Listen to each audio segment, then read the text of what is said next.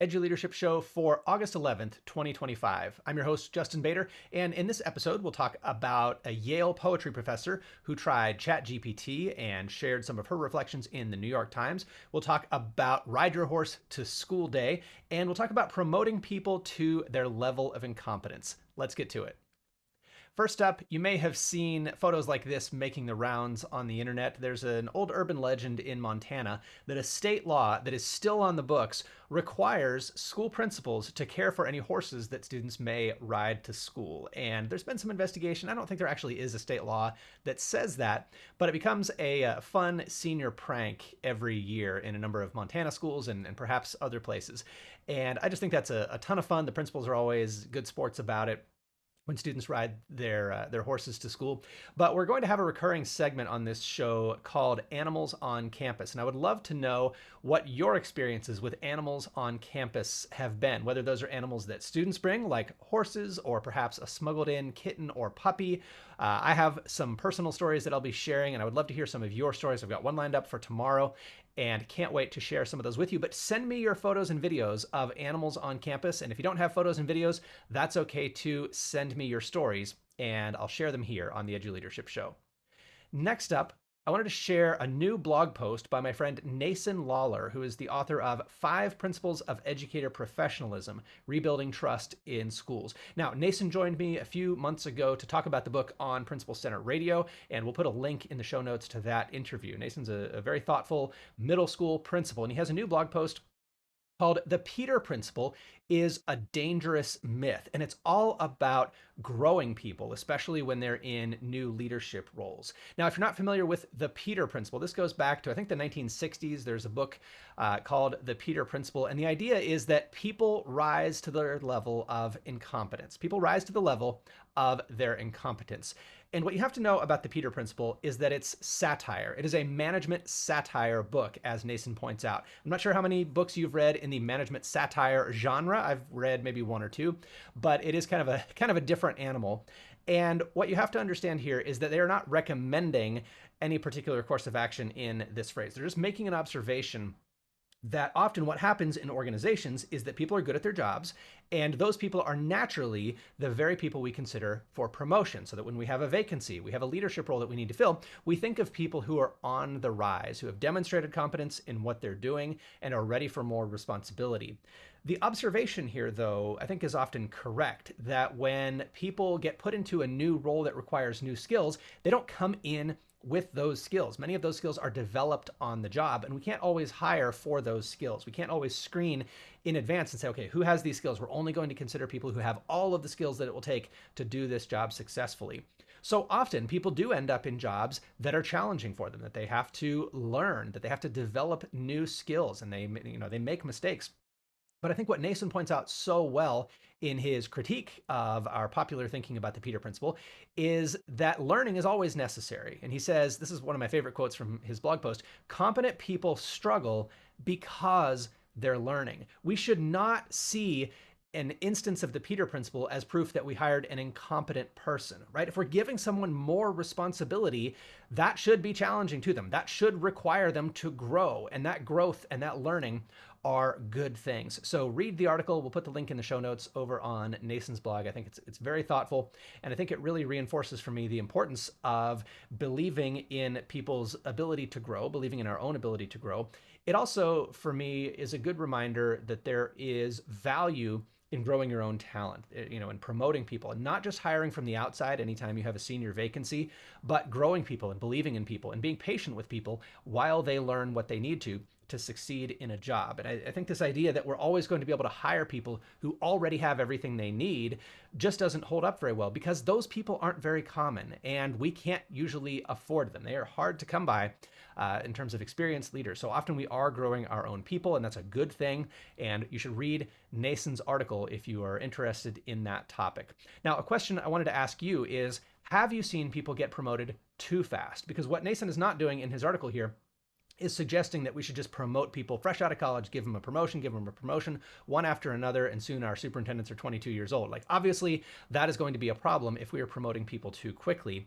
And there is a learning curve to any job, but there's also danger in promoting people too quickly. There should be some developmental processes. We should have maybe some minimum years of experience. We should have some indicators that someone is ready for more responsibility. And I'd love to have your thoughts on what those indicators are and maybe what has happened when you've seen people get promoted too quickly.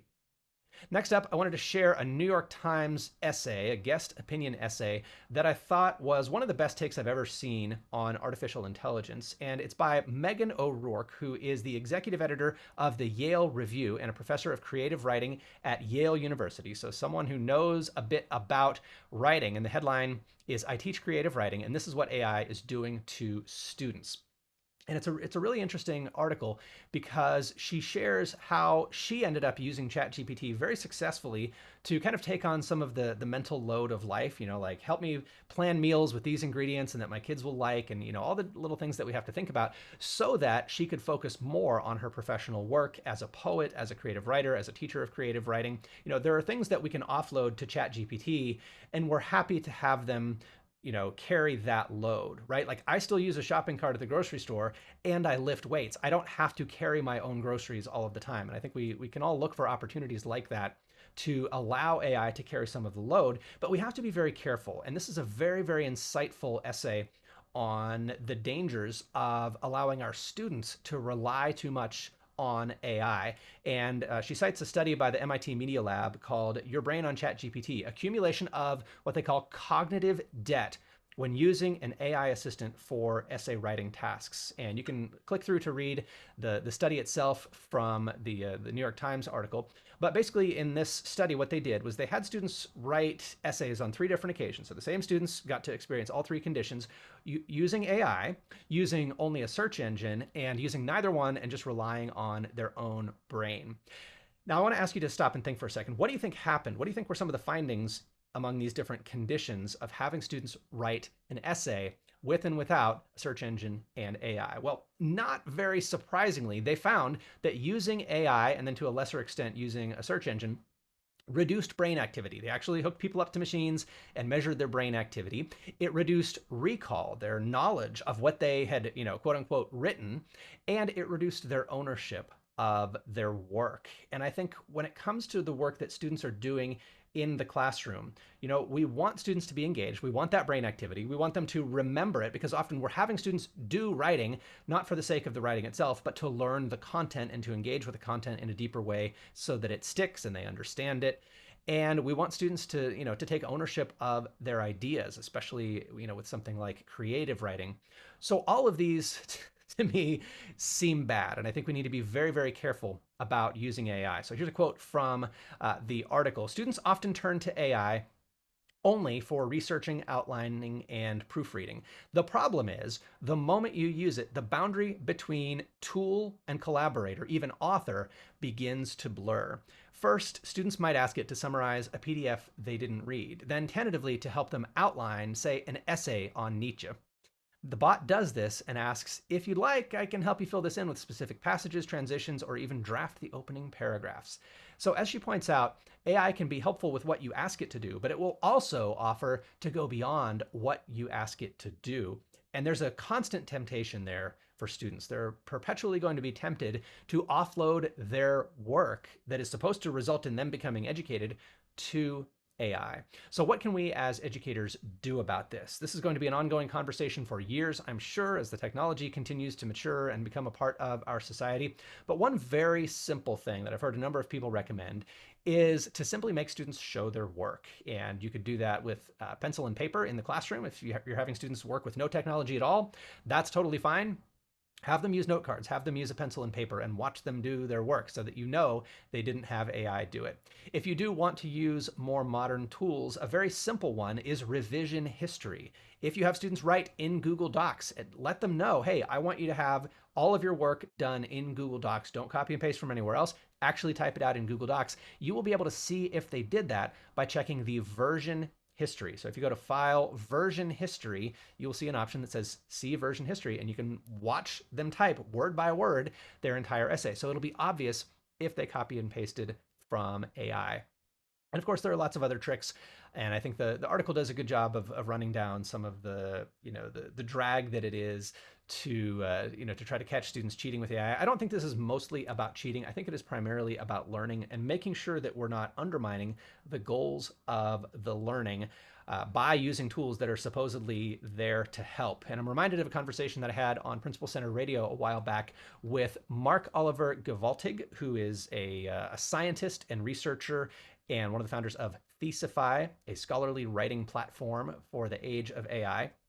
And he said essentially, you wouldn't go to the gym and use a forklift to lift the weights, right? Like there would be no point to that. And similarly, you wouldn't want students to write an essay for their own development, to help them learn, to help them grow as writers, and then use AI, to do it and not benefit from that work because they didn't do the work themselves. So we've got to really be thoughtful about the assignments that we give, about the tasks that we give, and keep the focus on learning. So this was a great article in the New York Times. Again, it was called "I Teach Creative Writing, and this is what AI is doing to students." And I would encourage you to check it out because she really does share some great ways that she used AI productively, but also some things that were kind of unnerving and about teaching it to write in her voice and kind of the dissatisfaction that came from seeing that writing come from her. So there's a lot there. There's a lot of good stuff. And I want to give credit to my source for finding that article. I did not come across this in the New York Times. I came across it in the Marshall Memo, which is Kim Marshall's weekly roundup of important ideas and research in K-12 education. So what Kim does every week is he reads a stack of newspapers and magazines and journals, and he picks out the best articles and he summarizes them. And I think these summaries are so good that I not only read them every week, he's been doing this for like 20 years now, I not only read them every week, but I buy a subscription for all of our Instructional Leadership Association members. So I highly encourage you to go to marshallmemo.com, or you can go to principalcenter.com/join if you want everything we offer in the Instructional Leadership Association, and you will get a Marshall Memo subscription so that you can keep up with the latest news and education research. And I'll try to share some of my favorites here on the Edu Leadership Show as well. That's it for this episode. I'm Justin Bader, and you can subscribe and read the transcript and find all of the links that I mentioned in this show at eduleadership.org.